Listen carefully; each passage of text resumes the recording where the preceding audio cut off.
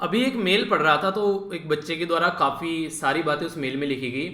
पर लेकिन जो एक सबसे इम्पोर्टेंट बात मुझे लगी वो खासकर थोड़ी सी दिल को दहलाने वाली थी यहाँ पर। उसने बोला कि सर अभी रिसेंटली कोविड-19 के चलते मेरे घर में 3 मेंबर थी, उनकी डेथ हो गई। एक तो फादर, एक दादाजी और एक थे ताऊ जी। तो यानी कि घर में तीनों जो लोग हैं, दादाजी की पेंशन आती थी, पापा और जो ताऊ जी थे वो कमाने वाले थे।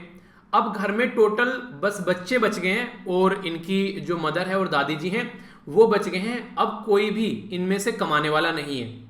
तो यहाँ पर हालांकि जो दादाजी की पेंशन आती थी वो तो दादी जी को ट्रांसफर हो जाएगी, पर लेकिन बाकी जो इनकी ताई जी हैं और जो इनकी मम्मी हैं उनके पास में अब कोई भी ऑप्शन नहीं है, क्योंकि इनके जो फादर थे और जो ताऊ जी थे वो कुछ प्राइवेट जॉब किया करते थे।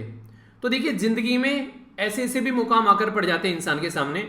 अब यहां से ये समझ में नहीं आएगा कि जिंदगी को लेकर कैसे चलना है। तो जब कोई ऐसा मूवमेंट लाइफ में आता है तो अब यहां पर ये देखिए, एक तो वो बच्चे हैं जिनके सर पर हमेशा माँ बाप का साया रहा, वो पले बढ़े आगे और अपनी लाइफ में सक्सेस हो गए। अब एक ये वाले बच्चे हैं जिनके सर पर जो है बेसिकली फादर का साया नहीं रहा। अब इनको अपनी जिंदगी अपने हिसाब से आगे लेकर चलनी पड़ेगी, रेस्पॉन्सिबिलिटी के साथ में। इनके ऊपर एक अलग से रेस्पॉन्सिबिलिटी आ गई है कि अपनी फैमिली को आगे लेकर चलना है, खासकर जो फैमिली में इनमें सबसे बड़ा लड़का है फिर लड़की होगा। अब आप लोग दोनों को कंपेयर करके देखिए, एक तो वो पर्सन है जो स्टार्टिंग से ही अपने पेरेंट्स के प्रोटेक्शन में रहा है, और एक वो पर्सन है जो स्टार्टिंग से ही उसको पेरेंट्स की प्रॉपर प्रोटेक्शन नहीं मिली है। वो अपनी जिंदगी को स्टार्टिंग से ही रेस्पॉन्सिबिलिटी के तरीके से लेकर आगे बढ़ता हुआ चला गया। तो ए इंसान जो है वो ज्यादा रेस्पॉन्सिबल होगा या फिर बी इंसान ज्यादा रेस्पॉन्सिबल होगा? तो आप लोगों को देखने को मिलेगा ए इंसान जो है वो हमेशा प्रोटेक्शन में रहा है, उसकी रेस्पॉन्सिबिलिटी आप लोगों को इतनी ज्यादा नहीं देखने को मिलेगी। पर लेकिन बी इंसान जो है वो सिचुएशन को झेलते झेलते, इस सोसाइटी की मार को झेलते झेलते, अपनी दुनिया को आगे चलाते चलाते, अपने करियर को आगे बनाते बनाते किसी न किसी टाइम पर जल्दी ही अगर हो सकेगा तो एक सही पोजीशन पर पहुंच जाएगा। और ये यही इंसान के लिए कहा जाता है कि जितनी जल्दी इंसान के कंधे पर रेस्पॉन्सिबिलिटी आ जाती है वो उतना ही समझदार बन जाता है। और ये फैक्ट भी है, अगर आप लोग इसको ध्यान से देखेगा अपने आसपास में, जो बच्चे स्टार्टिंग से ही जिनके सर पर माँ बाप का साया नहीं था वो आज की डेट में कुछ ना कुछ काम जरूर कर रहे होंगे और लाइफ में किसी न किसी चीज को लेकर वो जरूर सीरियस होकर चीजों के पीछे लगे हुए होंगे। और एक वो इंसान है जिसके सर पर माँ बाप का भी साया है, अच्छी खासी फैमिली है, खूब पैसे हैं, वो लाइफ में इंजॉय कर रहे हैं, उनको किसी चीज की टेंशन नहीं है। तो देखिए समस्या जब लाइफ में आती है वो आप लोगों को रेस्पॉन्सिबल बनाती है, और ये रेस्पॉन्सिबिलिटी जो है वो आप लोगों की डिसाइड करेगी कि आप लोगों की सोच कैसी है। सोच जितनी बड़ी होगी ये समस्या आप लोगों के सामने उतनी ही छोटी होगी। जिंदगी में समस्या तो हर दिन नहीं खड़ी है, जीत जाते हैं वो जिनकी सोच कुछ बड़ी है। यानी कि अगर सोच आप लोगों की बड़ी है उस समस्या के सामने तो एक इंसान जो है वो वहां पर टूट जाता है और दूसरा इंसान जो है वो वहीं से अपनी जिंदगी बनाकर ले जाता है। अब ये आप लोगों को डिसाइड करना है कि उस समस्या के सामने टूटना है या फिर अपनी जिंदगी को बनाना है, आप लोग खुद डिसाइड कीजिए। और इस तरीके की कोई भी स्टोरी आप लोगों के माइंड में हो तो कमेंट बॉक्स में भी शेयर जरूर कीजिएगा, जिससे दूसरे भी लोग इंस्पायर हो सके और इन चीजों से सीखे। यार जो चीजें आप लोगों के पास में है ना उनकी अहमियत करना सीखिए। जब चीजें चली जाती है तब इंसान को समझ में आता है उन चीजों की इंपॉर्टेंस क्या थी, और फिर पछता है क्या करे जब चिड़िया चुग गई खेत। काफी इंटरेस्टिंग और ये प्यारा आज का ये डिस्कशन रहने वाला है। टकटकी लगाकर आप लोगों को सुनना है। कैसे सुनना है? हाँ, टकटकी लगाकर सुनना है, ठीक है। तो यहाँ पर हम लोग जानेंगे कई सारी बातें, कई सारी इंटरेस्टिंग इन्फॉर्मेशन। एग्जाम के लिए तो इंपॉर्टेंट होता है, पर्सनल लाइफ में भी आप लोग कई जगह इन चीजों के बारे में अगर जानते हैं तो आप लोगों को कंफर्टेबल फील करेंगे अगर कोई इन चीजों के बारे में डिस्कस करने लगता है तो। और इसी के साथ में एग्जाम में तो आप लोग के क्वेश्चन जो है वो बनी जाएंगे। पहले क्विज देखते हैं, इसके बाद में हम लोग डिटेल में काफी सारी बातें समझेंगे। तो टोटल मिलाकर 10 क्वेश्चन आप लोगों के सामने अटेम्प्ट कीजिए और देखिएगा कितने मार्क्स आप लोग के आ पाते हैं। फिर डिस्कस करूंगा और फिर बाद में एक बार और ट्राई कीजिएगा। तो यहाँ पर बात की जा रही है एनसीपीसीआर के बारे में। इसके द्वारा अभी ये tele counselling to the children through एक पर्टिकुलर यहाँ पर एक स्कीम टाइप में आप लोग बोल सकते हैं, जिसका नाम रखा गया है यहाँ पर संविधान, ठीक है। तो यहाँ पर जो संवेदना है यहाँ पर ये बेसिकली इसकी फुल फॉर्म पूछी गई है नेक्स्ट क्वेश्चन में। एक तरीके से यहाँ पर जो आज की डेट में जो प्रॉब्लम फेस करनी पड़ रही है, किस तरीके से लोगों के साथ में, खासकर जो बच्चे हैं, छोटे छोटे बच्चे हैं, देखिए कई तरीके से यहाँ पर दिक्कत आ गई है। एक तो किसी के पेरेंट्स की डेथ हो गई है, एक बच्चे ऐसे हैं जो ऑलरेडी कोविड-19 की मार झेल रहे हैं, खुद क्वारंटीन है, एक बच्चे वो हैं जिनके पेरेंट्स क्वारंटीन है, वो घर पर अकेले हैं। तो इस तरीके कई सारी प्रॉब्लम कई सारे बच्चे फेस कर रहे हैं। तो उसी के चलते यहाँ पर ये संवेदना करके ये बेसिकली एक डेवलपमेंट है जिसके बारे में बात की जा रही है। इसकी फुल फॉर्म भी आप लोगों को बतानी है। कॉन्फ्रेंस ऑफ पार्टीज 26 ये अभी जो होने वाली है, बेसिकली होने वाली तो 2020 में थी, पर इसको 2021 में पोस्टपोन कर दिया। अब आप लोगों को ये बताना है कि ये कब होने वाली है, कहाँ पर होने वाली है। तो कब होने वाली है? नवंबर में होने वाली है। अभी आगे की भी जानेंगे 27 और कुछ बातें 28 के बारे में भी जानेंगे, जिसकी वजह से न्यूज में है, उसको भी समझेंगे। United nation framework convention on climate change, ये कहां पर साइन किया गया था, ये कब साइन किया गया था, ये आप लोगों को बताना है। बाकी यूनाइटेड नेशन जो कॉन्फ्रेंस ऑन इन्वायरमेंट एंड जो डेवलपमेंट है, इसको एक नाम से और पुकारा जाता है, एक क्या कई नाम से पुकारा जाता है, वो आप लोगों को बताना है। बाकी इसको रियो समिट या फिर रियो कॉन्फ्रेंस के नाम से भी जानते हैं। रियो क्यों बोला जा रहा है? क्योंकि री डी जेनेरियो ब्राजील के अंदर ये पर्टिकुलर एरिया है जहां पर ये पर्टिकुलर समिट हुई, और ये काफी फेमस नाम है जो आप लोगों से मैंने पूछा है, तो इसके बारे में आप लोगों को पता होना चाहिए, डायरेक्ट क्वेश्चन बन जाता है। अभी हमारी जो गवर्नमेंट है वो काफी ज्यादा सतर्क हो गई है हेट स्पीच को लेकर, क्योंकि इस हेट स्पीच की चपेट में खुद हमारी गवर्नमेंट भी आ गई है। कई सारे लोग जो हैं गवर्नमेंट को काफी भला बुरा बोलते हैं, तो इसके चलते कई बार कई सारी जो लिमिट है वो पार कर देते हैं। तो अभी हमारी कंट्री में एक पर्टिकुलर मिनिस्ट्री है जिसके द्वारा बोला गया है कि इंडियन पीनल कोड के अंदर बेसिकली देखा जाएगा कि क्या क्या ऐसी कंडीशन है ताकि हेट स्पीच को डिफाइन किया जा सके, और कोई हेट स्पीच अगर करता है यानी कि कुछ भी गलत सलत सोसाइटी में बोलता है और उससे सोसाइटी में कोई दंगे फसाद हो जाते हैं, तो उसको कैसे टैकल करना है, तो उसके बारे में यहां पर बात करेगी कमेटी। आप लोगों को यह बताना है कि सेक्शन 153 और सेक्शन 153B ए और बी ये किसके हैं यहाँ पर, जो कि अगर कोई भी सोसाइटी में अगर शत्रुता या फिर कोई हेट्रेट फैलाने का कोशिश करते हैं दो ग्रुप के बीच में, जैसे रिलीजन के नाम पर लड़वा दिया, ठीक है, या फिर कोई और मुद्दा बन गया उसके नाम पर लड़वा दिया, तो उसको रोकने के लिए हमारी कंट्री में प्रावधान है। तो यहां पर ये क्या है जिसके अंदर ये प्रावधान रखे गए हैं, कौन सा सेक्शन है, ये इंपॉर्टेंट है थोड़ा सा क्वेश्चन, क्योंकि ऐसे क्वेश्चन पूछे जाते हैं जब खासकर इलेक्शन हो आसपास में। तो representation of the people act 1951, जिसके चलते पॉलिटिकल पार्टी को एक लक्ष्मण रेखा खींची गई है, जैसे सीता को बाहर निकलने से मना किया गया था, ऐसे ही पॉलिटिकल पार्टी को बाहर निकलने से मना किया जाता है कि कोई भी ऐसी बात नहीं बोलनी है इलेक्शन के टाइम पर जब कैंपेन कर रहे हैं, ताकि किसी सोसाइटी के किसी सेक्शन को यहां पर उससे दुख पहुंचे। तो ये कौन सा सेक्शन है representation of the people act का, ये आप लोगों को बताना है। USNIC, तो ये यहां पर एक ऑर्गेनाइजेशन है जो कि ट्रेस करती है यहां पर क्या, ये अंटार्कटिक जो आइसबर्ग है, अंटार्कटिका कहां पर इसके बारे में समझेंगे, और आइसबर्ग क्या होता है उसके बारे में समझेंगे, तो कई सारी बातें जानने को मिलेगी। नेक्स्ट बात की जा रही है यहां पर, ये है सेंटिनल फर्स्ट, ये वन ऑफ मिशन है ESA। तो ये ESA क्या है ये आप लोगों को बताना है। तो ये जो लेक्चर रहने वाला है ये इंफॉर्मेशन से ओवरलोडेड रहने वाला है, काफी सारी ज्ञान की बातें आप लोगों को जानने को मिलेगी, बस थोड़ा सा ध्यान रखना है, और फिर से वही ध्यान क्या है कि लेक्चर को टकटकी लगा कर देखेगा, ठीक है। तो आइए आज का डिस्कशन स्टार्ट करते हैं बिना किसी देरी के। शॉर्ट न्यूज के ऊपर नहीं डालेंगे एक एक कर जो कि इंपॉर्टेंट भी है, थोड़ा सा सुनिएगा, और कई सारी चीजें ऐसी भी हैं जो आप लोग, मैंने बोला था ना कि ऐसी भी न्यूज में डिस्कस करूंगा, अगर आसपास में भी कुछ चीजें आप लोगों को गड़बड़ देखने को मिले तो उसमें फायदा पहुंचाएगी। जैसे कि यहां पर मैंने बात की आप लोगों से संवेदना के बारे में, तो सबसे पहले यही न्यूज है, कोविड-19 ने हर एक इंसान के दिल और दिमाग पर काफी ज्यादा इंपैक्ट डाला है। तो अभी यहां पर जो बेसिकली साइकोलॉजिकल जो फर्स्ट एड इसको बोला गया, इससे अगर चोट लग जाती है तो आप लोगों ने सुना होगा फर्स्ट एड लाइए, उसमें दवाई वगाई होती है थोड़ी देर के लिए, सिचुएशन को थामने के लिए इसको यूज किया जाता है। तो यहां पर ये एक तरीके की जो संवेदना है, इसको एक तरीके की इमोशनल सपोर्ट माना जा रहा है। ये कोविड-19 से जो अफेक्टेड बच्चे हैं उनके लिए स्टार्ट की गई है national commission for protection of child right, NCPCR के द्वारा।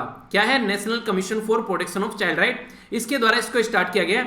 ये एक तरीके की टेली काउंसिल है, जैसे कि मैं आप लोगों से बैठकर ऑनलाइन बातें करने लगूं, आप लोगों की दिक्कतें पूछने लगूं, फिर उसके बारे में आंसर देने लगूं, तो ये उस तरीके से एक टेली काउंसिल है जो कि यहाँ पर संवेदना नाम दिया गया है, जिसके थ्रू यहाँ पर ये चीजें हो रही है। तो सबसे पहले तो आप लोगों को संवेदना की फुल फॉर्म पता होनी चाहिए, इससे ही कई सारी बातें आप लोगों को जानने को मिल जाएगी। संवेदना का जो फुल फॉर्म है इसको बोलते हैं यहाँ पर सेंसिटाइजिंग, यानी कि एक तरीके से किसी भी इशू को लेकर आप लोगों को सेंसिटिव रहना है, यानी कि उसको इग्नोर करना है। एक्शन ऑन मेंटल हेल्थ, यानी कि मेंटल हेल्थ के बारे में कई बार लोग जो है डिप्रेस्ड हो जाते हैं, इवन सुसाइड तक करने की सोचते रहते हैं, तो वनरेबल कंडीशन बन जाती है।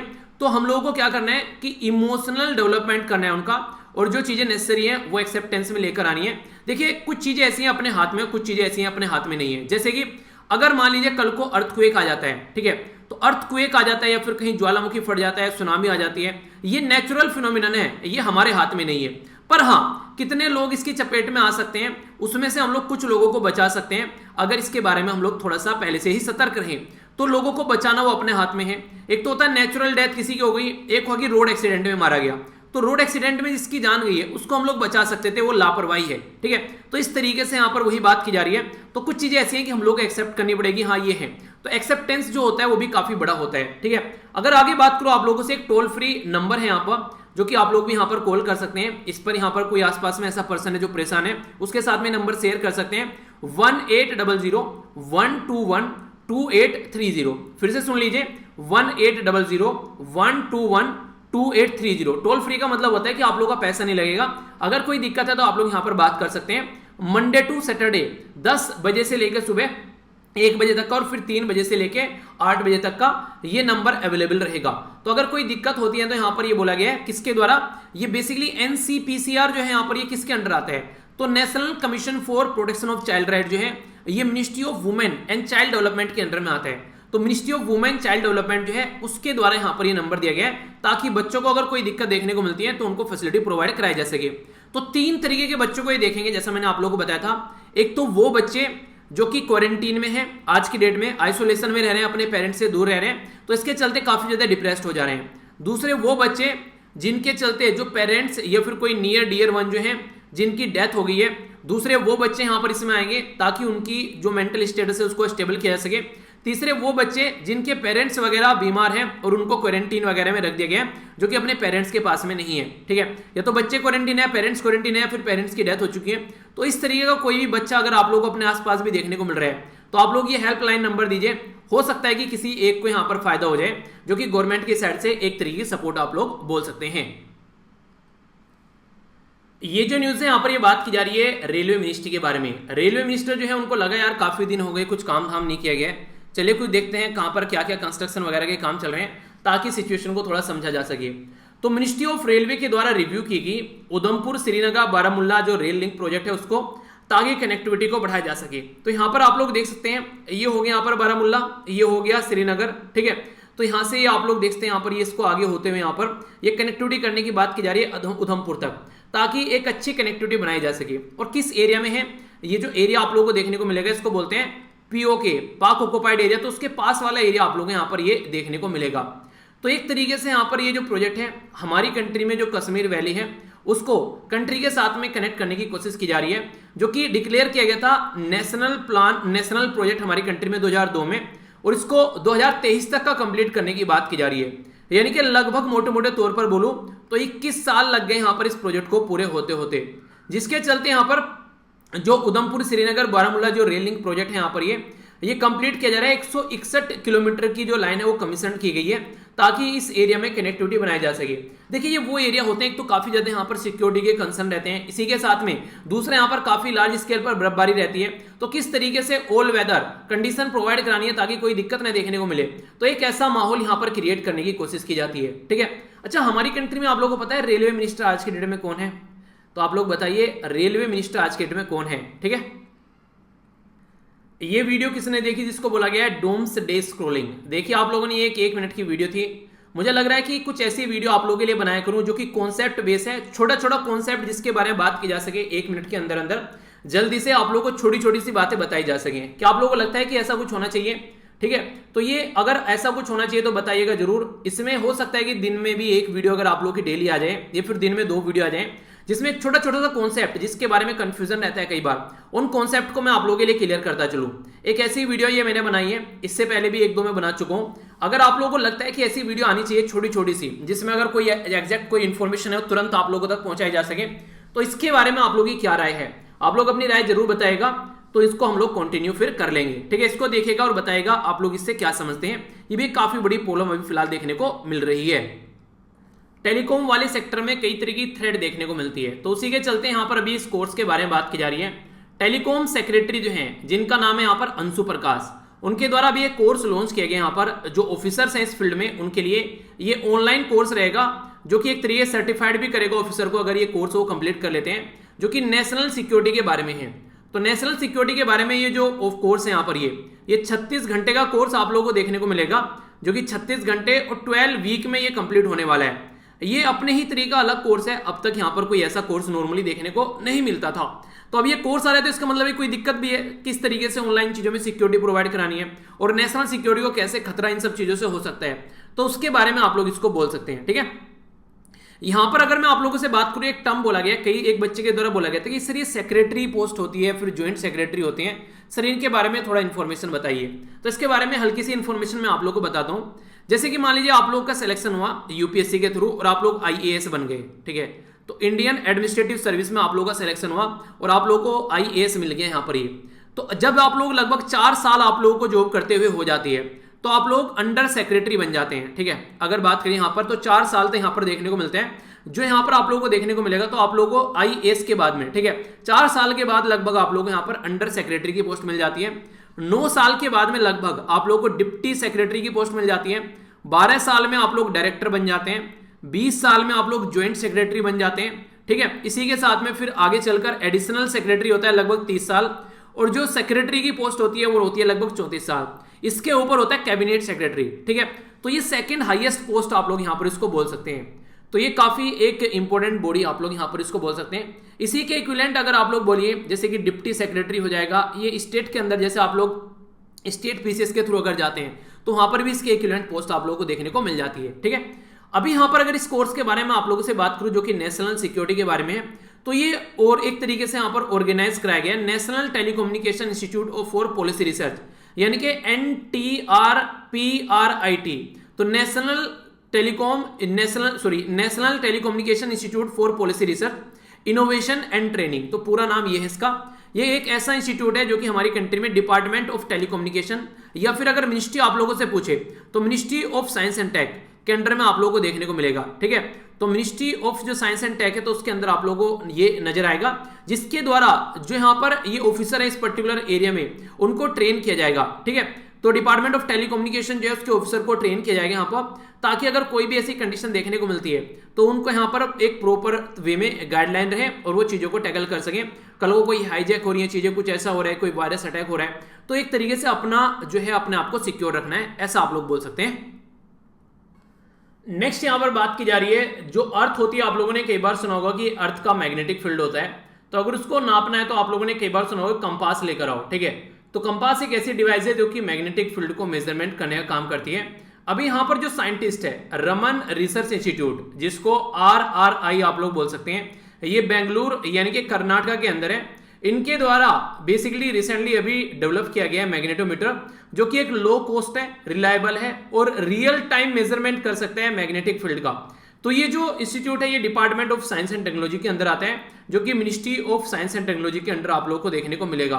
तो ये यहाँ पर मेजर कर सकते हैं डायरेक्शन, स्ट्रेंथ या रिलेटिव चेंज जो भी होता है नॉर्मल टाइम पर लेकिन जो फिलहाल अभी है ये रियल टाइम में भी यहाँ पर उसका मेजरमेंट कर सकता है। तो इसके लिए यहाँ पर ये काफी इंपॉर्टेंट आप लोग इसको बोल सकते हैं। तो ये जैसे कि मैंने कंपास के बारे में बात की, आप लोगों ने देखा होगा ये अर्थ का मैग्नेटिक फील्ड आप लोगों ने फिजिक्स के अंदर भी नॉर्मली ये चीजें पढ़ी होंगी, ठीक है। तो उसी से साथ में आप लोग इसको कोरिलेट कर देख सकते हैं। क्लाइमेट चेंज, इन्वायरमेंट डिग्रेडेशन, ये सारी जो चीजें हैं हर एक लेवल पर ये इंपैक्ट डालती हुई नजर आ रही है आज की डेट में। अभी कई सारे साइंटिस्ट हैं यहाँ पर जो कि इंडोनेशिया के अंदर एक पर्टिकुलर एरिया है जिसका नाम आप लोगों ने सुना होगा, इसको सुलावेसी बोलते हैं। तो ये भी एक आइलैंड एरिया है यहाँ पर ये। तो जो इंडोनेशिया का आइलैंड है सुलावेसी, उसके अंदर यहाँ पर अभी जो साइंटिस्ट हैं उनके द्वारा बोला गया कि इन्वायरमेंट डिग्रेडेशन यानी कि पर्यावरण में जो गड़बड़ी आ रही है उसके चलते ये बेसिकली ओल्डेस्ट और मोस्ट जो precious piece of human heritage है उसको खत्म करने वाला है ये। यानी कि इन्वायरमेंट डिग्रेडेशन की वजह से कई सारी चीजें खत्म होती नजर आएगी। तो रिसर्चर के द्वारा रिपोर्ट किया गया यहाँ पर ये कि जो यहाँ पर बेसिकली पैलेस्टोसिनिक जो एरा है यहाँ पर ये उस टाइम की जो पेंटिंग है ये बेसिकली 45,000 से 20,000 साल पुरानी जो पेंटिंग है उनके ऊपर यहाँ पर इंपैक्ट पड़ने वाला है। ये अलार्मिंग कंडीशन बन गई है। ये यूरोप के अंदर जो पेंटिंग पाई जाती है उससे भी ज्यादा पुरानी आप लोग इसको बोल सकते हैं। बेसिकली देखिए आज के टाइम में जब आप लोग हिस्ट्री पढ़ते हैं तो आप लोग सोर्सेज पढ़ते हैं कि इंफॉर्मेशन कहां से निकल कर आती है। तो कई सारी जो पेंटिंग है हमारे देश के अंदर भी यहाँ पर, तो उनसे आप लोग यहाँ पर कई सारी चीजें जान पाते हैं। भीमबेटका का नाम आप लोगों ने सुना होगा। तो ये सारी चीजें हम लोग को हिस्ट्री के बारे में बताती है। ये अपनी प्यारी कंट्री होगी। लोकेशन अगर आप लोग देखेगा तो ये है इंडोनेशिया, जिसके बारे में हम लोगों ने बात की। तो यहाँ पर ये चीजें अभी देखने को मिल रही हैं। आगे बढ़ते हैं, इंटरनेशनल न्यूज के बारे में जानेंगे और ये एक इंपॉर्टेंट न्यूज है, इसको आप लोग नॉर्मली इन्वायरमेंट के साथ भी कनेक्ट कर देख सकते हैं। तो कई सारी इंटरेस्टिंग इन्फॉर्मेशन आप लोगों को जानने को मिलेगी। यहाँ पर जो बात की जा रही है ये कॉन्फ्रेंस ऑफ पार्टी, कई जगह आप लोगों ने लिखा होगा COP, इसको बोलते हैं कॉन्फ्रेंस ऑफ पार्टी। कई सारे जो लोग हैं यहाँ पर आकर इकट्ठे होते हैं और ये कोशिश करते हैं कि इन्वायरमेंट को डिग्रेड होने से बचाया जाए, क्लाइमेट चेंज को रोका जाए, उन सब मुद्दों के बारे में बात करते हैं। तो ऐसी ही एक कॉन्फ्रेंस के बारे में बात की जा रही है यहाँ पर 28th सेशन जो इसका होगा, उसके लिए रिक्वेस्ट की जा रही है यूनाइटेड अरब एमिरेट्स के द्वारा कि जो UNFCC यानी कि यूनाइटेड नेशन कॉन्फ्रेंस ऑन जो बेसिकली यहाँ पर जो फ्रेमवर्क कन्वेंशन है इसका, तो उसके चलते ये बोल रहे हैं कि जो UNFCC का 28वां सेशन है वो आबू धाबी में होना चाहिए, यूनाइटेड अरब एमिरेट्स के अंदर। अभी जो नेक्स्ट सेशन जो अभी होने वाला है, ये होने वाला तो था 2020 में, पर लेकिन ये पोस्टपोन कर दिया 2021 में। तो इसको बोलते हैं कॉन्फ्रेंस ऑफ पार्टीज 26, यानी कि 26 वाला अभी ग्लासगो यूके के अंदर होने वाला है 2021 के अंदर में। अभी यहां पर ये जो बातें कर रहे हैं 28th सेशन के बारे में।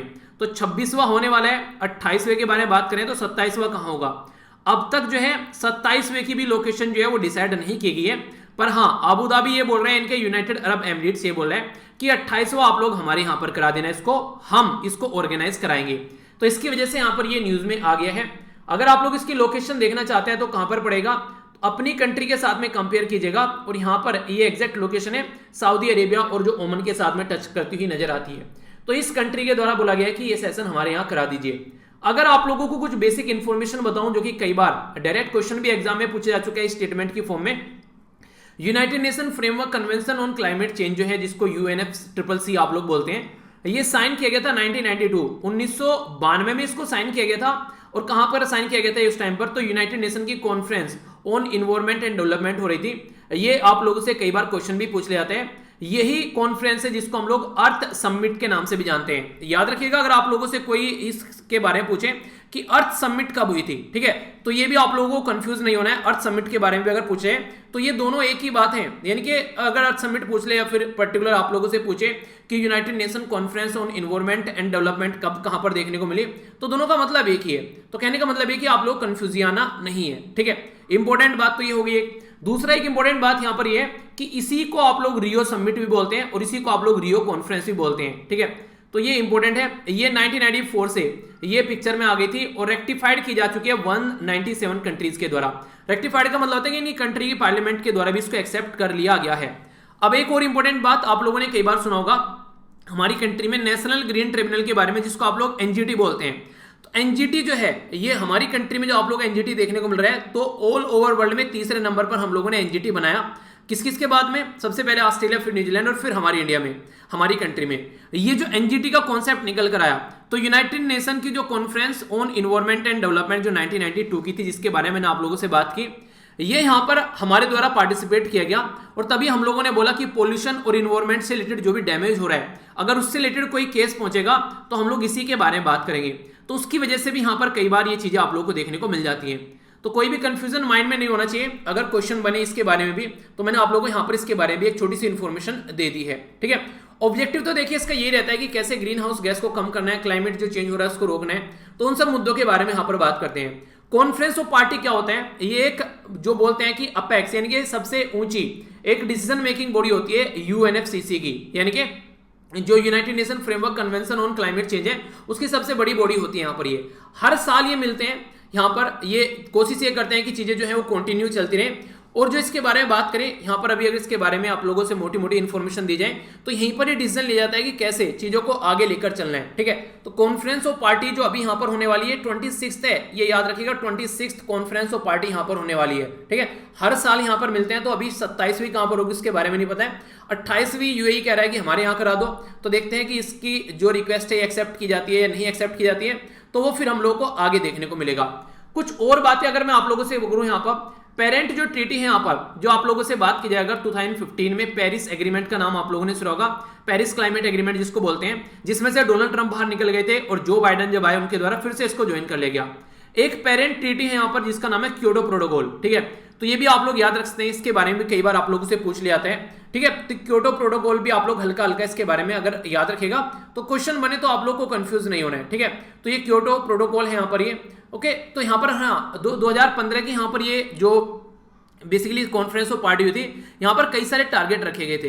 ये बोला गया था कि जो टेम्परेचर है हम लोग को 2 डिग्री सेंटीग्रेड तो कम करना ही करना है, मतलब हम लोग को 1.5 डिग्री सेंटीग्रेड तो कम करना ही करना है, कुछ भी हो जाए। नॉर्मल टारगेट तो रखा गया 2, पर 1.5 तक भी हम लोग को इसको पहुंचाना है। और बोला गया 2020 तक का $100 बिलियन हम लोग को इकट्ठा करना है, जिससे कि जो डेवलप कंट्री है उन तक चीजों को पहुंचाया जा सके।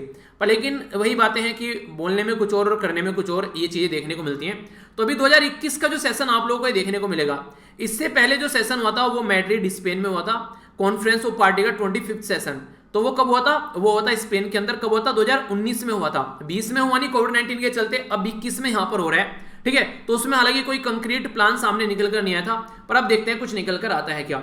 यूएनएफसीसी का जो सेक्रेटरीट है यहाँ पर, यूएन जो क्लाइमेट चेंज जो यूनाइटेड नेशन एंटिटी है, उसके द्वारा यहाँ पर चीजों को सपोर्ट किया जाता है, ताकि जो यहाँ पर क्लाइमेट से रिलेटेड जो थ्रेट है उसको रोका जा सके। और ये कहां पर लोकेटेड है? यूएनएफसीसी का जो सेक्रेटरीट है ये बोन यानी कि जर्मनी के अंदर लोकेटेड है। इंडिया भी काफी सिलेक्टेड फ्यू कंट्री में से एक कंट्री है जिसके यहाँ पर जो ओल रियो जो कन्वेंशन जो है यहाँ पर क्लाइमेट चेंज, ये बायोडाइवर्सिटी और या फिर ये कैसे डिजर्टिफिकेशन यहाँ पर ये करना है, ठीक है। तो ये हम लोग होस्ट कर चुके हैं, ठीक है। तो ये कंफ्यूजन आप लोगों के माइंड में नहीं होना कि हमने होस्ट नहीं किया है, तो हम लोग इसका ऑलरेडी पार्ट रह चुके हैं, तो इनको हम लोग होस्ट कर चुके हैं। ये डिजर्टिफिकेशन की बात ये करते हैं कि जमीन अगर कहीं बर्बाद हो चुकी है, जैसे जमीन होता है कि डेजर्ट बन चुकी है, वहां पर बंजर जमीन हो चुकी है, तो उसको कैसे टैकल करना है, तो उसके बारे में भी यहाँ पर ये चीजें टैकल कराते हैं। तो कई सारे ऐसे मुद्दे हैं जो एग्जाम में कई बार डायरेक्ट क्वेश्चन की फॉर्म में आप लोगों से पूछ ले जाते हैं। अगर देखिए आप लोगों को कुछ ना कुछ इन्फॉर्मेशन अगर रहेंगी ना, तो कई सारे ऑप्शन आप लोगों के रहते हैं उसमें से एलिमिनेट करने के, तो कई बार तो आप लोग यहां से क्वेश्चन को निकाल कर ले जाओगे अगर थोड़ा सा भी इसके बारे में ध्यान रखोगे। तो वही कहते हैं कि थोड़ा सा ध्यान से सुनिए, तो फिर कोई दिक्कत देखने को नहीं मिलेगी। ये इंटरेस्टिंग न्यूज है, आप लोगों को सुनकर इसको इंटरेस्ट आएगा, यानी कि आप लोगों को काफी इंटरेस्टिंग इन्फॉर्मेशन जानने को मिलेगी। हेट स्पीच के बारे में बात की जा रही है यहाँ पर। ये हेट स्पीच को अगर हिंदी में बोलो तो अभद्र भाषा आप लोग बोल सकते हैं, यानी कि कुछ ऐसी बातें अगर कोई यहाँ पर गाली गलौज किसी को कर रहा है तो नॉर्मली उसको आप लोग बोल देते हैं कि अच्छा हेट स्पीच कर रहा है ये। पर लेकिन रियलिटी में इसकी डेफिनेशन क्या है, उसमें कोई क्लैरिफिकेशन नहीं है कि कितनी हेट स्पीच होनी चाहिए, इतनी हेट स्पीच होने पर सामने वाले पर्सन को सजा मिलनी चाहिए, तो इसके बारे में कोई क्राइटेरिया अब तक नहीं है। तो उसी के क्राइटेरिया तैयार करने की यहाँ पर बात की जा रही है हमारी कंट्री में मिनिस्ट्री ऑफ होम अफेयर के द्वारा। तो ये किसके अंडर में है आज के डेट में? तो अमित शाह साहब के अंडर में है। तो इनके द्वारा यहाँ पर एक कमेटी की बात की जा रही है जो कि इंडियन पिनल कोड को देखेगी और उसमें हेट स्पीच को कैसे डिफाइन करना है, तो उसको यहाँ पर ये आगे लेके चलेंगे। आज के डेट में जो आईपीसी है, जिसको आप लोग इंडियन पिनल कोड बोलते हैं हमारी कंट्री के अंदर में, ये बेसिकली जो आईपीसी है यहाँ पर ये अंग्रेजों के जमाने का जेलर है, यानी कि अपनी कंट्री में जो हम लोग अब तक फॉलो करते हुए आ रहे हैं, ये अंग्रेजों के जमाने की चीजें हम लोग फॉलो कर रहे हैं, ठीक है। तो भारतीय दंड संहिता बोलते हैं हिंदी में, इंडियन पिनल कोड अगर बोले तो इसको भारतीय दंड संहिता। तो भारतीय दंड संहिता के अंदर अभद्र भाषा को ये अभी यहाँ पर परिभाषित करने की कोशिश कर रहे हैं, तो उसी के चलते ये अभी यहाँ पर अभी ये है जो न्यूज आ गई है। हेट स्पीच को अगर नॉर्मल भाषा में आप लोगों से बोला जाए अभद्र व्यवहार को, तो इसको आप लोग बोल सकते हैं कि एक तरीके से कुछ ऐसी हेट चीजें तैयार करना जिसकी वजह से कोई वायलेंस हो जाए, ठीक है।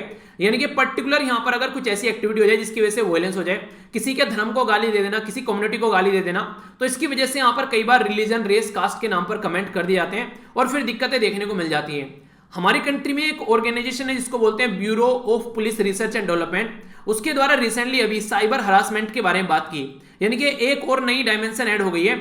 इंटरनेट पर भी कई बार हेट स्पीच देखने को मिलती है, कोई किसी को बोल तो नहीं रहा है मुंह से, पर लेकिन कमेंट की फॉर्म में लिख रहा है, व्हाट्सएप पर गाली गलौज भेज रहा है, उल्टी सीधी हरकतें की जा रही हैं, तो उनको भी आप लोग ध्यान रख सकते हैं। जो लैंग्वेज है यहाँ पर ये काफी गलत तरीके की, एक डेनिग्रेटेड या फिर इंसल्टेड थ्रेटन लैंग्वेज, किसी को गाली दे दी, किसी को बोला कि तुमको नहीं छोड़ेंगे, मार डालेंगे, ठीक है, या सेक्सुअल ओरिएंटेशन में किसी को या फिर डिसेबल पर्सन को किसी रिलीजियस के नाम पर कोई ऐसी एक्टिविटी देखने को मिले, तो ये ऐसी अगर कोई पॉइंट देखने को मिले, और ये जो पॉइंट भी होने चाहिए जिससे आगे चलकर कोई ऐसा वायलेंस हो जाए सोसाइटी में कि और ज्यादा बुरी कंडीशन हो जाए।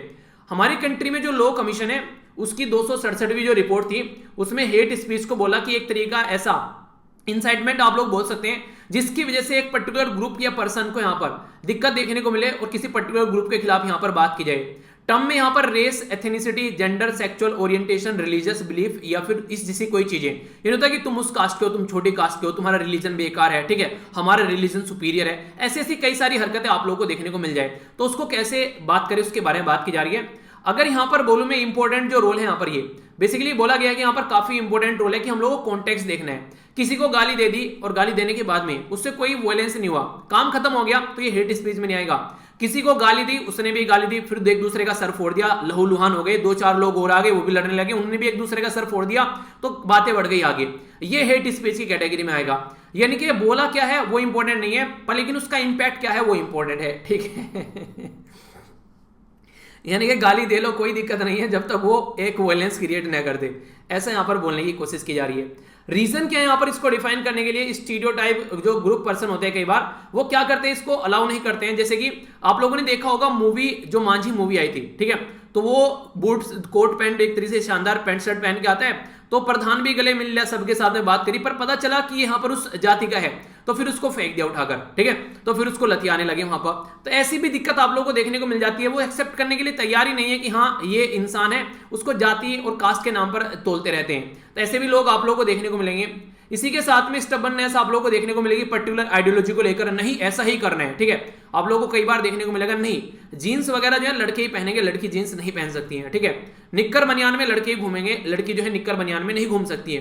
तो ये इस तरीके की चीजें होती हैं जो स्टीरियोटाइप एक टैग लगा दिया है कि हाँ लड़कियां आज की डेट में ट्रक नहीं चलाएंगी, लड़के ही ट्रक चलाएंगे, ठीक है। हवाई जहाज लड़के ही उड़ाएंगे, लड़के हवाई जहाज नहीं उड़ाएंगे। तो ये इनका कोई तुक नहीं होता है बेसिकली, ठीक है। तो ऐसी चीजें आप लोगों को देखने को मिलती है, तो पकड़ कर बैठ गए कि ऐसा ही होगा, तो ये भी गलत चीज है, ये भी इंपैक्ट डालती है। प्रोविजन कहां पर देखने को मिलेंगे हेट स्पीच से रिलेटेड आज के डेट में हमारी कंट्री में, तो सेक्शन 153 का जो 53 है यहाँ पर, इसका 153 153 का ए, 153 का बी, जो इंडियन पिनल कोड के यहाँ पर ये सेक्शन है, तो इसके बारे में बात की जा रही है। यानी कि भारतीय दंड संहिता के जो ये सेक्शन है, इसमें यहाँ पर मेंशन किया गया है कि हमारी कंट्री में अगर दो ग्रुप के बीच में कोई लड़ाई लगवाता है तो उसको हेट स्पीच आप लोग बोलिएगा।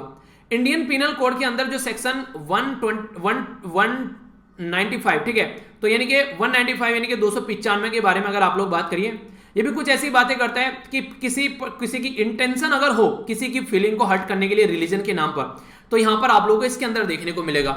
यानी कि एक तो होता है कि ऐसे ही हो गया, उसकी वजह से दिक्कत हो गई है कि किसी की इंटेंशन है ऐसी हरकतें करने की, तो वहां पर भी आप लोगों को इसके बारे में देखने को मिलेगा। इसी के साथ में यहां पर जो सेक्शन है यहाँ पर ये 505 का ए और इसी के साथ में 505 का 2 आईपीसी का, अगर किसी ने कुछ पब्लिकेशन किया, सर्कुलेशन, कोई पर्चा, कोई पंपलेट ऐसा कर दिया है गलत भावनाओं से हेटरेट फैलाने के लिए, तो वहां पर भी आप लोगों को चीजें देखने को मिलेगी।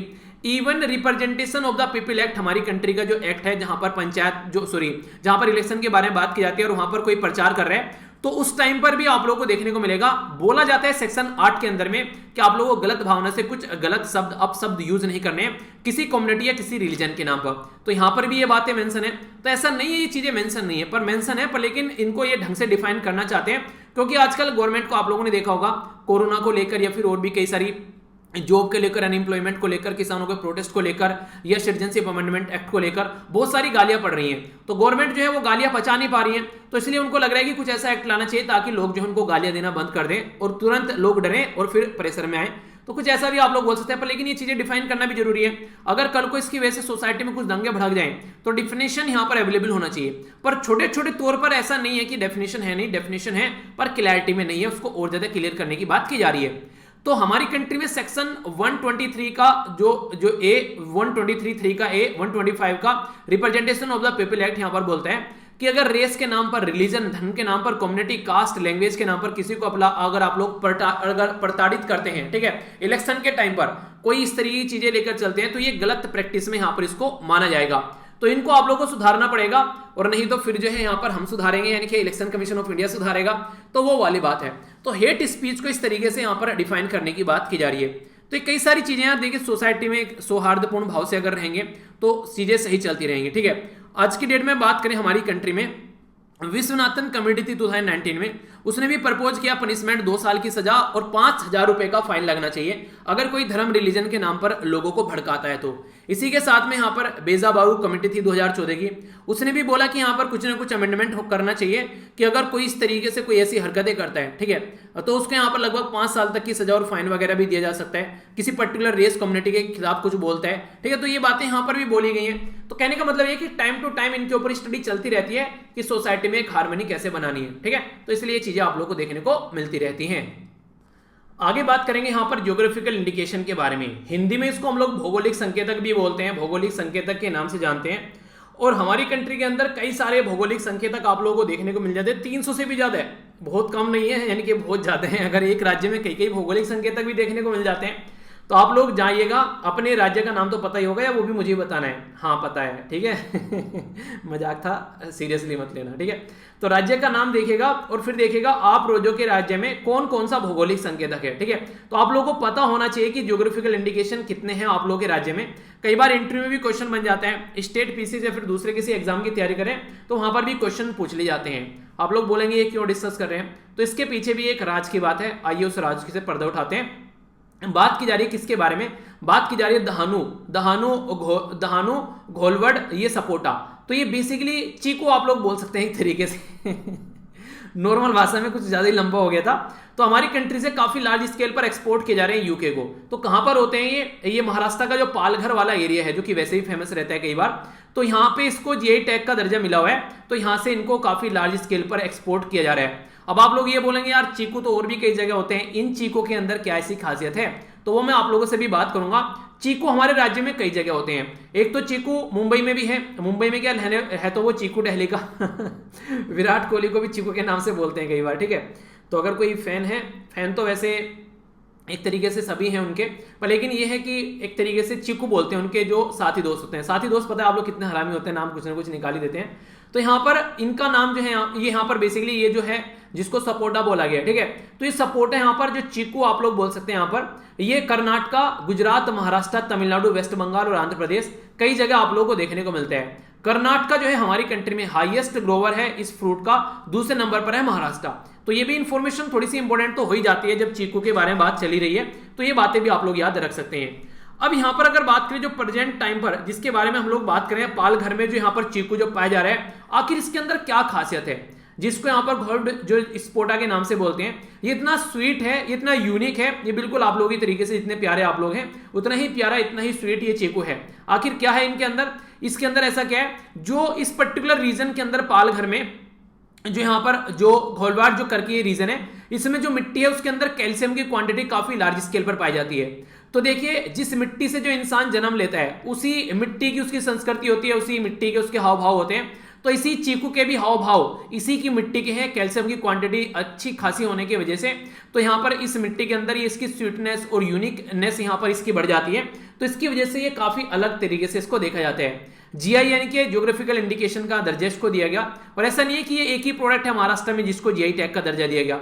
इसके अलावा अल्फांसो मैंगो देखने को मिलेंगे यहाँ पर, पुनेरी पगाड़ी, ठीक है। इसी के साथ में नासिक वैली वाइन, तो अगर किसी को इंटरेस्ट हो तो आप लोग इसको भी एंजॉय कर सकते हैं। इसी के साथ में महाबलेश्वर जो स्ट्रॉबेरी है।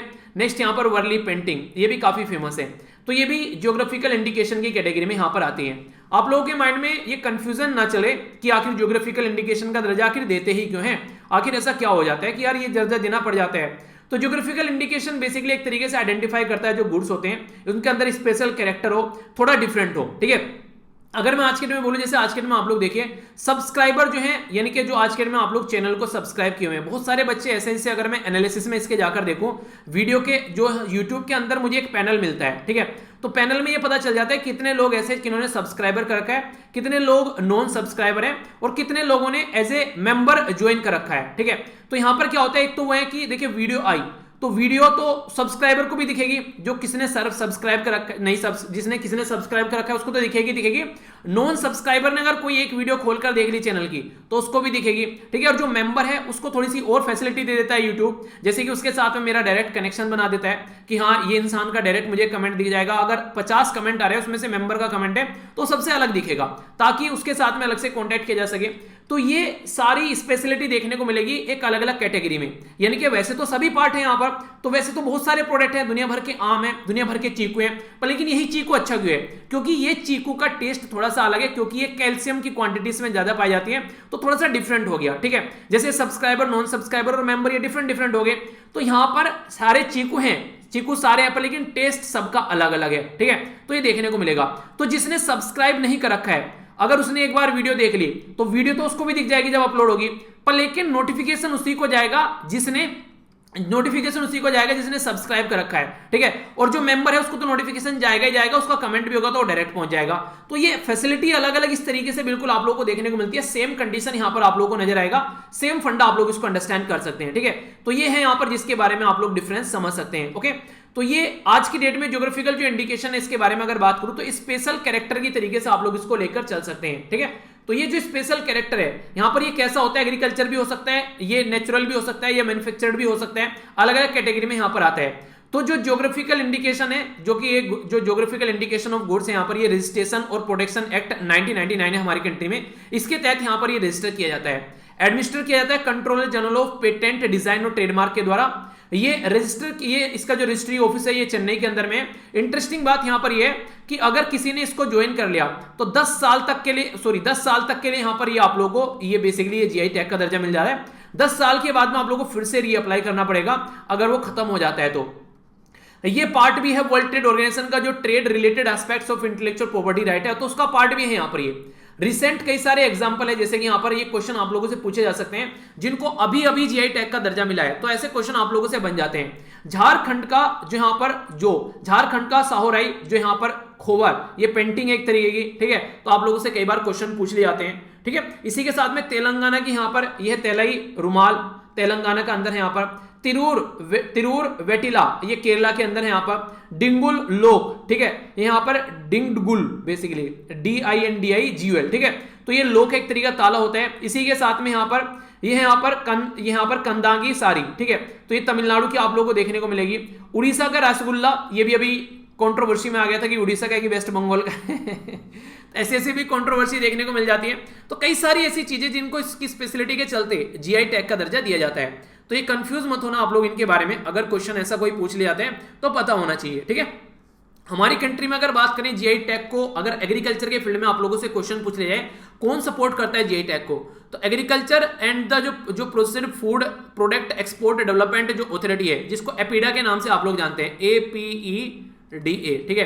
तो ये वाली वो बॉडी है जिसके चलते यहाँ पर मिनिस्ट्री ऑफ जो कॉमर्स है यहाँ पर, जो किसके अंडर में आती है, ये प्रमोट करते हैं जीआई टैग इसमें मिलना चाहिए। शाही लीची जो बिहार में अभी न्यूज में थी क्योंकि उसको एक्सपोर्ट कर रहे थे यूनाइटेड किंगडम में, तो ये बिहार में इसको किसका दर्जा मिला है, जीआई टैग का दर्जा मिला हुआ है। तो बहुत सारे ऐसे प्रोडक्ट हैं जो टाइम टू टाइम न्यूज में आते रहते हैं। तो अगर आप लोगों को कोई लोकल प्रोडक्ट है तो आप लोगों को उसके बारे में थोड़ा सा याद रखना है, ठीक है। तो बेसिक इंफॉर्मेशन थी, आगे चलते हैं।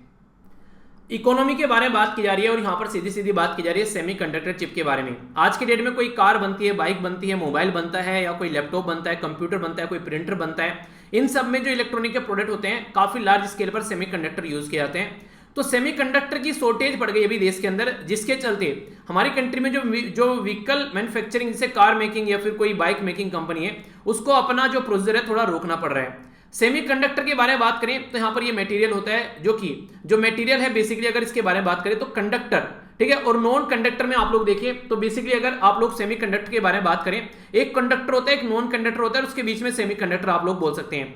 कंडक्टर जो कि विद्युत का प्रवाह बहुत अच्छे से करता है, ठीक है, नॉन कंडक्टर में बिल्कुल प्रवाह नहीं होगा, सेमीकंडक्टर में पार्शियल आप लोग बोल सकते हैं। बनते हैं सिलिकॉन और एक तरीके से मैग्नीशियम के, वैसे यहाँ पर गैलियम आर्सेनाइड और कैडमियम का भी कई बार यूज किया जाता है। सेमीकंडक्टर एक तरीके चिप की फॉर्म में भी आप लोग बोल सकते हैं, जिनको सर्किट इंटीग्रेटेड सर्किट का नाम आप लोगों ने सुना होगा, वहां पर यूज किया जाता है। हमारी कंट्री में क्या बात करिए, आप लोग कुछ भी बना लीजिए, अगर इलेक्ट्रॉनिक का प्रोडक्ट, कंप्यूटर, स्मार्टफोन, कोई अप्लायंसेस हो गया, गेमिंग हार्डवेयर, जो मेडिकल इक्विपमेंट आज के डेट में वेंटिलेटर वगैरह सब बनते हैं, तो इसमें भी ये सेमीकंडक्टर यूज किए जाते हैं। तो इलेक्ट्रॉनिक पार्ट जो कंपोनेंट है, जैसे कि कोई गाड़ी बनानी है तो 40% के करीब आप लोगों को जो कॉस्ट देखने को मिलेगी ये आप लोगों को यहीं से निकल कर आती है, ठीक है। सेमीकंडक्टर जो चिप है वो अकाउंट करती है बल्क ऑफ जो भी यहाँ पर चीजें देखने को मिलती हैं। इसी के चलते जो रीजन है शॉर्टेज का, कोविड-19 लग गया, लॉकडाउन लग गया, दोनों ने कसर पूरी कर दी, ठीक है। इसी के चलते जो नॉर्मली क्या होता है, जैसे आप लोग क्या करते हैं, आप लोगों ने कोई वीडियो आज मैंने अपलोड करी वो आज ही देख ली, ठीक है, इसके बाद में फिर कोई पीडीएफ डाली वो आज ही आप लोगों ने उसको डाउनलोड करके रख लिया, ठीक है। कई सारे बच्चे होते हैं डाउनलोड नहीं करते हैं, बस देख लिया और साइड में छोड़ दी, ठीक है। तो पीडीएफ आप लोग डाउनलोड करके रख लेते हैं, कई सारे बच्चे ऐसे होते हैं डाउनलोड भी करके रख लेते हैं। पता चला कल को कोई ऐसी अनफॉर्चुनेट कंडीशन बनी कि यूट्यूब चैनल उड़ गया, तो ना तो आप लोगों के पास में कोई वीडियो बचेगी, ना ही आप लोगों के पास में कोई पीडीएफ बचेगी, अगर टेलीग्राम में भी कोई दिक्कत आ गई। तो ये कंडीशन क्या होती है, कंडीशन सीधी सीधी यहां से निकल कर आती है कि इंसान को कुछ ना कुछ चीजें जो है अपने पास में सेव रखनी चाहिए। तो यहाँ पर इन्वेंट्री में बहुत लो प्रोडक्ट रखते थे, बस लाते थे और सप्लाई चेन चलती रहती थी, खत्म हो गया फिर से मंगा लिया। पर लेकिन अभी सप्लाई चेन अगर थोड़ी सी भी ज्यादा इंटरप्ट हो गई तो यहाँ पर इनके कार्यक्रम ही रुक गए।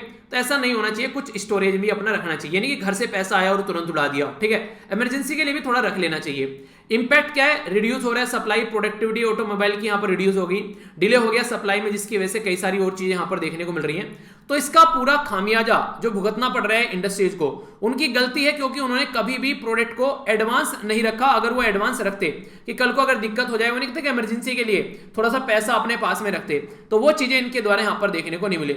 अब सप्लाई चेन अगर ब्रेक हो गई, चाहे चाइना से मंगा रहे हो चाहे किसी और कंट्री से मंगा रहे हो, तो पूरा का पूरा धंधा ही चौपट हो गया।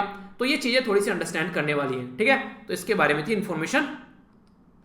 यहां पर बात की जा रही है गवर्नेंस के बारे में और फोकस है ई वे बिल के ऊपर। ई वे बिल क्या होता है, एक तरीका इलेक्ट्रॉनिक जो वे आप लोग बोल सकते हैं, इलेक्ट्रॉनिक वे बिल।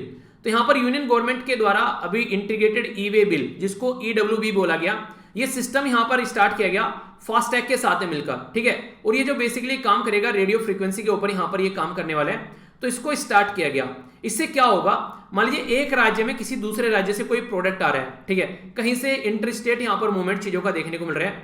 अब यहां पर उसका बिल जो होगा और ये सारे जो फास्टैग के बेस पर सारी चीजें होगी, वो गवर्नमेंट के पास में रिकॉर्ड पहुंच जाएगा। तो कल को अगर कोई यहां पर कोई प्रोडक्ट मार्केट में बेचा जा रहा है और उसका प्रॉपर यहां पर टैक्स नहीं पे किया जा रहा है, तो कहीं पर टैक्स इवेजन हो रहा है, तो टैक्स की चोरी हो रही है, तो गवर्नमेंट उसका अंदाजा लगा सकेगी। तो एम यही है यहां पर, ताकि अगर जो जीएसटी के जो लॉ है उसको फॉलो किया जा सके, तो यूनिक बिल नंबर रहेगा जो जनरेट किया जाएगा, स्पेसिफिक कंसाइनमेंट रहेगा और गुड्स का मूवमेंट है तो ये भी पता रहेगा। तो इसके चलते अगर कहीं पर भी कोई भी टैक्स में चोरी हो रही है तो उसको पकड़ पाएगी गवर्नमेंट। उसके चलते यहां पर ये ई वे बिल देखने को मिल रहा है। जो ई वे बिल है यहां पर ये मैंडेटरी है, इंटर स्टेट अगर कोई सामान जाना है, ट्रांसपोर्टेशन अगर गुड़ का कोई होना है, अगर 50,000 से ज्यादा है तो अप्रैल 18 के बाद में यहां पर ये रखा गया। एग्जेम्पशन जो दी गई है, जैसे कि प्रीसियस जो आइटम है जैसे कि गोल्ड, उसके ऊपर कुछ एग्जेम्पशन यहां पर दी गई है। बेनिफिट क्या है, अगर large movement of the goods होता है एक एरिया से दूसरे एरिया में, पता रहता है, लाइव आप लोग ट्रेस कर सकते हैं इन सब चीजों को, और यहां पर अगर स्टॉप कर सकते हैं कोई रिवेन्यू का लीकेज हो रहा है। तो फास्टैग क्या होता है वो आप लोगों ने देखा ही है, गाड़ी के ऊपर जिसे लगा देते हैं आप लोग, तो ऑटोमेटिकली डिडक्ट हो जाते हैं आप लोग के जो अकाउंट से पैसे, और आप लोग का जो रास्ता नहीं रुकता है वो कंटिन्यूअस चलता रहता है। रेडियो फ्रीक्वेंसी आइडेंटिफिकेशन टेक्नोलॉजी का यूज किया जाता है, और 15 फरवरी 2021 से हमारी कंट्री में वैसे ही कंपलसरी कर दिया गया है नेशनल हाईवे अथॉरिटी के द्वारा। अगर आप लोग कहीं पर जाना है तो ये फास्टैग वगैरह आप लोग को यूज करना ही करना पड़ेगा, नहीं तो आप लोग की गड्डी जो है वो रोज नहीं है सनी देओल की मैं निकला हूं गड्डी लेके, तो गड्डी लेके नहीं निकलने दिया जाएगा, आप लोग को वहीं पर ही पकड़ लिया जाएगा। तो इसके चलते अलग अलग एरिया पर जो ये कलेक्शन होता है, ये रियल टाइम इंफॉर्मेशन पहुंचती रहती है गवर्नमेंट के पास भी, ठीक है। तो बेसिक इंफॉर्मेशन है, कंफ्यूजन नहीं होना चाहिए। आगे बढ़ते हैं। यहां पर बात की जा रही है इन्वायरमेंट के बारे में। इन्वायरमेंट के बारे में भी क्या बात की जा रही है, इसको थोड़ा सा समझने की कोशिश करते हैं। ये है हमारा गोला, ई है हमारा गोला, ठीक है। तो ई है हमारी पृथ्वी। अगर आप लोग यहां पर देखिएगा तो ये हो गया अंटार्कटिका, ठीक है। ऊपर साउथ जो साउथ पोल हो गया अंटार्कटिका, नॉर्थ पोल को आप लोग जानते हैं उसको आर्टिक ओशन बोलते हैं, और ये अंटार्कटिका वाला रीजन हो गया। अंटार्कटिका में अगर इस रीजन को आप लोग ध्यान से देखेगा तो ये जो पोर्शन है ये काफी ज्यादा बर्फ आप लोगों को ढका हुआ यहां पर देखने को मिलेगा। कई मीटर आप लोगों को यहां पर ये बर्फ की चट्टानें देखने को मिलेगी, जो कि मौसम के चलते अभी पिघल रही हैं और कई सारी दिक्कत सामने निकल कर आ रही है। तो इसी के बारे में ये न्यूज है जो कि आप लोगों को यहां पर देखने को मिलेगी, ठीक है। तो बात कर लेते हैं आइसबर्ग A76। आइसबर्ग A76 अगर आप लोग यहां पर देखना चाहते हैं तो यहां पर भी आप लोग इसको देख सकते हैं। ये पर्टिकुलर जो एरिया है ये है बेसिकली जिसके बारे में बात की मैंने, अंटार्कटिका वाला ओशियन, अंटार्कटिका वाला पोर्शन। तो यहां से ये पुराने टाइम में ये अलग अलग तरीके की आइसबर्ग जो है ये टूट कर निकली है अलग अलग टाइम पर। ये टूट कर जब निकलती हैं तो इसके चलते ये ओशन में जाती हैं, पिघलती हैं और फिर पानी बन जाती है। तो इससे समुद्र का जो पानी का लेवल है वो बढ़ जाता है। तो आइसबर्ग A76 जो है यहां पर ये लगभग 4320 स्क्वायर किलोमीटर का है ये। तो आप लोग समझ सकते हैं कितना बड़ा बर्फ का टुकड़ा है जो ये टूट रहा है, पिघल रहा है और इसके बाद में ये निकल रहा है। आबू धाबी के जितना साइज अगर आप लोग लगाइए तो आप लोग यहां पर देख सकते हैं आबू धाबी का जो साइज है ना पूरी कंट्री का, ठीक है। तो यहां पर आबू धाबी का जो बेसिकली बात की जा रही है यहां पर, ठीक है। तो उसके बारे में बात करिए तो आइलैंड जो है तो यहां पर ये 972 किलोमीटर का है, ठीक है। और ये है 4320 किलोमीटर का। तो इससे स्क्वायर किलोमीटर में आप लोग अंदाजा लगा सकते हैं। तो इसके चलते कंडीशन क्या देखने को मिल रही है अगर बात करें तो यहां पर ये पोर्शन जो निकल कर चल रहे हैं उससे ये लग रहा है कि इन्वायरमेंट में जो चेंज आ रहा है आने वाले टाइम में काफी बड़ी और दिक्कतें देखने को मिल सकती हैं, क्योंकि अगर ये इसी तरीके से निकलते रहे तो काफी लार्ज स्केल पर दिक्कतें पड़ जाएंगी आगे आने वाले टाइम में। तो अभी न्यूली जो ये निकल के चला है A76 यहां पर, जो कि 4320 स्क्वायर किलोमीटर का है यहां पर ये साइज में। तो ये काफी बड़ा इंपैक्ट डाल सकता है। जो कोपरनिकस सेंटिनल जो फर्स्ट मिशन है यहाँ पर, ये किसका है, मैंने आप लोगों से बात भी की थी, इसके बारे में क्वेश्चन भी पूछा था। तो डायरेक्ट भी आप लोगों से कई बार क्वेश्चन पूछ ले आते हैं, तो ये छोटी छोटी बातें आप लोग याद रख सकते हैं, ठीक है। तो ये जो इस तरीके के जो ऑपरेशन है, ये कोई ना कोई कंट्री यहाँ पर इसके बारे में स्टडी करती है और उसके चलते फिर बताती है कि क्या क्या चीजें चल रही हैं, ठीक है। तो अभी यहाँ पर जो ये ऑपरेशन है, तो यूरोपियन जो स्पेस एजेंसी है उनका ये ऑपरेशन है जिसके बारे में बात की। और कोपरनिकस जो इनिशिएटिव है, ये अर्थ ऑब्जर्वेशन प्रोग्राम है बेसिकली यूरोपियन स्पेस एजेंसी का, तो उसके द्वारा यहाँ पर इसको चेक किया गया और देखा गया किस तरीके से चीजें चल रही हैं। सरपास किए गए यहाँ पर सेकंड प्लेस अभी A23A जो था यहाँ पर, जो कि वेडलेट जो सी में आप लोगों को चीजें देखने को मिल रही थी, ठीक है। तो यानी कि ऐसा नहीं कि पहली बार यहाँ पर ये निकल कर चल रहा है, पहले भी यहाँ पर ऐसी चीजें देखने को मिल जाती हैं, जैसा मैंने आप लोगों को अभी दिखाया। तो ये ऑलरेडी कई सारे ऐसे एरिया हैं जो यहाँ पर ऑलरेडी टूट टूट कर निकल चुके हैं। तो ये जो ओशन में जो आज की डेट में टेम्परेचर जो बढ़ता हुआ नजर आ रहा है ये पृथ्वी का, उसके चलते यहाँ पर टूट जाते हैं। तो यूएसए का नेशनल आइस सेंटर, जिसको USNIC, एक ऐसी लोती ऑर्गेनाइजेशन है इस पृथ्वी के ऊपर जो कि इन सब चीजों को चेक करती रहती है, अंटार्कटिका आइसबर्ग का अगर कुछ ऐसा कुछ होता है, ठीक है। तो यहाँ पर अगर बात करिए तो जो यहाँ पर ग्लेशियोलॉजिकली जो टर्म है यहाँ पर, ये मैकेनिकल लॉस आप लोग बोल सकते हैं। आइसबर्ग अगर ब्रेक होता है तो ग्लेशियर मार्जिन यहाँ पर आप लोगों को चीजें देखने को मिलेगी। तो इसके चलते आने वाले टाइम पर यह माना जाता है कि कई सारे इंपैक्ट इसके देखने को मिल सकते हैं। तो ऐसा नहीं है कि ये अकेला है, कई सारी चीजें, क्लाइमेट चेंज का इंपैक्ट यहाँ पर देखने को मिलेगा। और ये कई सारे एरिया जैसे ग्रीनलैंड हो गया, वहां पर भी इंपैक्ट देखने को मिल रहा है, अंटार्कटिका भी इंपैक्ट देखने को मिल रहा है। तो ये माना जाता है कि अगर इसी तरीके से चीजें पिघल पिघल कर चलती रही तो आने वाले टाइम में जो कोस्टल एरिया में जो लोग रहते हैं उनको काफी दिक्कतें देखने को मिल सकती हैं, ठीक है। तो ये बातें यहां पर बोली गई हैं। देख लेते हैं क्या क्या हम लोगों ने डिस्कस किया, इसके बाद में क्विज को आप लोगों को अटेम्प्ट करने हैं। शॉर्ट न्यूज देखिए हम लोगों ने कई सारी, पहले हम लोगों ने यहाँ पर बेसिकली संवेदना के बारे में समझा। नेक्स्ट हम लोगों ने यहाँ पर ये रेलवे लिंक को कनेक्ट करने की बात की जा रही है, ये भी एक छोटी सी न्यूज़ थी, देखिएगा इसको, छोटी सी वीडियो थी। ये अपने ही तरीका ये ऑनलाइन सिक्योरिटी से रिलेटेड प्रोग्राम चलाया जा रहा है, ये समझा। इसी के साथ में यहाँ पर हम लोगों ने जो जाना, ये साइंस एंड टेक्नोलॉजी के बारे में न्यूज़ थी छोटी सी, ठीक है। ये यहाँ पर बेसिकली बात की जा रही है कुछ हेरिटेज के बारे में, हम लोगों ने इंडोनेशिया की लोकेशन भी देखी। इंटरनेशनल न्यूज़ में हम लोगों ने यहाँ पर कॉन्फ्रेंस ऑफ पार्टीज के बारे में बातें जानी। नेशनल न्यूज़ में हम लोगों ने जो बातें देखी, हेट स्पीच को कैसे कैसे ट्रीट किया जा रहा है और क्या क्या चीज़ें, वो सारी चीज़ें समझी। ज्योग्राफी के अंदर ज्योग्राफिकल इंडिकेशन के अंदर हम लोगों ने भौगोलिक संकेतक और कई सारे और भौगोलिक संकेतक के बारे में जाना। कई बार प्रोनाउंसिएशन थोड़ा सा इनमें डिफरेंट रहता है, तो अगर गलत हो तो उसके लिए सॉरी यार, कई बार दिक्कत देखने को मिल जाती है, क्योंकि कई सारे लोग जैसे कि रसगुल्ला प्रोनाउंस कर रहे हैं, वहां पर हम लोग रसगुल्ला बोल देते हैं, ठीक है। तो अलग अलग एरिया में अलग अलग टर्न रहते, अलग अलग जो लैंग्वेज में टोन रहती है, तो उसके चलते दिक्कतें देखने को मिल जाती है, ठीक है। सेमीकंडक्टर के बारे में चीजें देखी, जो फास्टैग के बारे में हम लोगों ने चीजें जानी, और ये इन्वायरमेंट के बारे में हम लोगों ने चीजें देखी, ठीक है। तो ये सारी चीजें मैंने आप लोगों को दिखाई, जिसके चलते कोई कंफ्यूजन माइंड में नहीं होना चाहिए। तो ये था डिस्कशन, आप लोगों ने टकटकी लगाकर देखा। अब क्वेश्चन के आंसर आप लोग दीजिए। तो यहाँ पर NCPCR की फुल फॉर्म बतानी है, संवेदना की फुल फॉर्म आप लोगों को बतानी है, कॉन्फ्रेंस ऑफ पार्टी 2021 कहां पर हो रहा है, यहाँ पर ये जो कि 26वां है, ठीक है। इसी के साथ में United nation framework convention on climate change कब यहाँ पर देखने को मिला था, इसको किस नाम से और पुकारा जाता है, United nation conference on environment and जो डेवलपमेंट है। इसी के साथ में यहाँ पर ये बताना है हेट स्पीच को किस मिनिस्ट्री के द्वारा फिर से रिडिफाइन करने की बात की जा रही है, ठीक है। कौन सा सेक्शन है, सेक्शन 153A 153B किसके अंदर आता है, जो कि दो ग्रुप में अगर हेट स्पीच फैला जाए उसको रोकने की बात करते हैं। Representation of the people act का कौन सा सेक्शन है जो कि बोलता है इलेक्शन में गलत अभद्र व्यवहार नहीं करना है। USNIC इसकी फुल फॉर्म बताइए, जो कि अंटार्कटिका में आइसबर्ग अगर टूट कर चलता है तो उसकी स्टडी करता है। ESA का जो प्रोजेक्ट है यहाँ पर, इसका है सेंटिनल जो फर्स्ट है यहाँ पर, ये ESA है, तो ESA की फुल फॉर्म आप लोग बता दीजिए। तो छोटी छोटी सी बातें हैं जो आप लोगों से क्वेश्चन की फॉर्म में बन जाती हैं। थोड़ा सा रिवीजन अब कर लेते हैं लास्ट डे का, जो आप लोगों को 24 घंटे के अंदर एक रिवीजन जरूर मारना चाहिए ताकि एग्जाम में न भूले। शाही लीची किसको एक्सपोर्ट की गई, हालांकि मैंने फिर से अभी आप लोगों को पढ़ा दिया, ठीक है। सेकंड लार्जेस्ट है हमारी कंट्री, पहले नंबर पर सबसे ज्यादा लीची कहां पर देखने को मिलती है। कौन सा मिशन है हमारी कंट्री में कोविड-19 की दवाई बनाने के लिए। ड्यूरिंग प्रेगनेंसी सबसे पहले क्या क्रिएट होता है, कौन सा ऑर्गन क्रिएट होता है, ये पूछा था। स्ट्रेटेजिक प्लान फॉर बायोडायवर्सिटी 2021 के बारे में बात की थी। तो कितने टारगेट हैं आप लोगों को यहाँ पर ये बताना है। कौन सी मिनिस्ट्री है यहाँ पर जो कि खरीफ जो स्ट्रेटेजी 2021 के बारे में बात कर रही थी। इंडिया और कौन सी कंट्री है जो कि MOU देखने को मिल रहा है मैरीटाइम सिक्योरिटी के लिए। गुजरात पहले नंबर पर, महाराष्ट्र दूसरे नंबर पर, तीसरे नंबर पर FDI में कौन सा राज्य है। प्रधानमंत्री स्वास्थ्य सुरक्षा योजना किस मिनिस्ट्री के अंडर में आती है। चाइना तीसरी कंट्री है, बाकी की दो कंट्री कौन सी है जो कि मार्स पर अपना मिशन लैंड करा चुकी हैं। आंसर देख लेते हैं। यहाँ पर शाही लीची एक्सपोर्ट की जा रही थी यूके के लिए। चाइना पहली सबसे ज्यादा कंट्री है, पहली सबसे बड़ी कंट्री है जहां से जो लीची वगैरह है एक्सपोर्ट की जाती है सबसे ज्यादा है। आत्मनिर्भर भारत में ये मिशन कोविड सुरक्षा है जिसमें दवाई हम लोग बना रहे हैं। प्लेसेंटा सबसे पहले क्रिएट होता है जब बेबी ये पेट में जन्म लेना स्टार्ट करता है, इसका जो प्रोग्रेस बढ़ती है। 20 टारगेट आप लोगों को यहाँ पर देखने को मिलेंगे, जो अच्छी जो टारगेट है जिसके अंदर यहाँ पर बात की जाती है इसके बारे में पूछे जाते हैं। और हाँ, आप लोगों से थोड़ी सी और बातें यहाँ पर बतानी थी। अगर बात करें यहाँ पर जो न्यू टारगेट है इसमें बोला जाता है कि एटलीस्ट 30% जो प्लानट है 2030 तक का यहाँ पर टारगेट रखा गया हम लोगों को प्रोटेक्ट करने का, ठीक है। तो यहाँ पर target 30x30 by United Nation convention का है, जो 5th ग्लोबल बायोडायवर्सिटी जो रिपोर्ट है उसमें भी आप लोगों को चीजें देखने को मिलती हैं, ठीक है। तो एक छोटा सा पॉइंट था, एक बच्चे के द्वारा कमेंट किया गया था कि सर ये इंक्लूड नहीं किया, तो इसको भी याद रखिएगा। Ministry of agriculture and farmer welfare के बारे में बात की जा रही है, ठीक है। इसके अंडर देखने को मिलती है खरीफ स्ट्रेटजी के बारे में, ईडेबल ऑयल के बारे में बात की जा रही है। इंडिया और ओमान मिलकर काम कर रहे हैं। कर्नाटक तीसरे नंबर पर है एफडीआई में, पहले नंबर पर गुजरात, दूसरे नंबर पर महाराष्ट्र, तीसरे पर Karnataka. Ministry of health and family welfare के अंडर में आता है प्रधानमंत्री स्वास्थ्य सुरक्षा योजना।